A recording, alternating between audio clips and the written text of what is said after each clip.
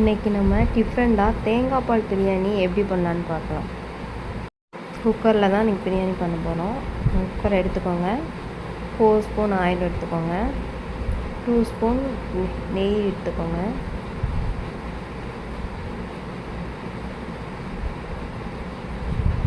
எண்ணெய் நல்லா காஞ்சதும் பிரியாணி ஸ்பைசஸ் ஆட் பண்ணிக்கோங்க. பிரியாணி ஸ்பைசஸில் பிரியாணி இலை, பட்டை, கிராம்பு, ஒரு ஏலக்காய், சோம்பு எடுத்துக்கோங்க. கடல் பாசி நல்லா செவக்க கிண்டணும். நல்லா செவந்ததுக்கப்புறம் 3 பெரிய சைஸ் வெங்காயம் நல்லா நீல வாக்கில் கட் பண்ணி சேர்த்துக்கோங்க.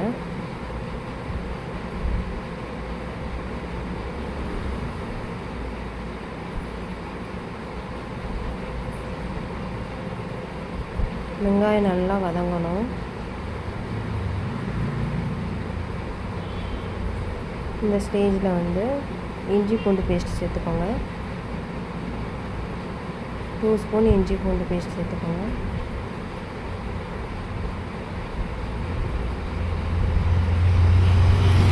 இந்த மாதிரி வெங்காயம் நல்லா வதங்கினதுக்கப்புறம் ஒரு கைப்பிடி அளவு புதினா சேர்த்துக்கோங்க. ரெண்டும் நல்லா வதங்கணும்.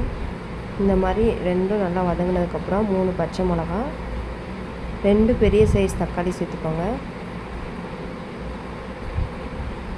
தக்காளி நல்லா மசிஞ்சு இந்த மாதிரி வர ஸ்டேஜில் ஒரு 20 முந்திரி சேர்த்துக்கோங்க. முந்திரி நல்லா செவக்கணும்.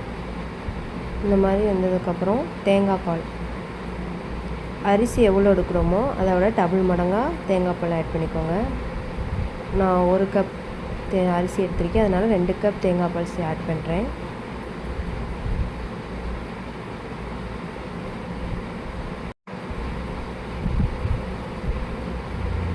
இப்போ அரிசி ஆட் பண்ணிக்கோங்க.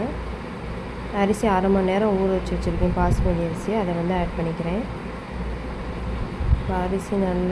இப்போ அரிசி போட்டதுக்கப்புறம் இந்த மாதிரி நல்லா லைட்டாக கொதி வரும்போது 1 ஸ்பூன் சீரகம் சேர்த்துக்கோங்க. சீரகம் சேர்த்துட்டு அப்படியே குக்கரில் 3 விசில் வச்சு இறக்கிடுங்க. அவ்வளோதான், டேஸ்டான தேங்காய் பால் பிரியாணி ரெடி. ட்ரை பண்ணி பார்த்துட்டு கமெண்ட் பண்ணுங்கள். தேங்க்யூ.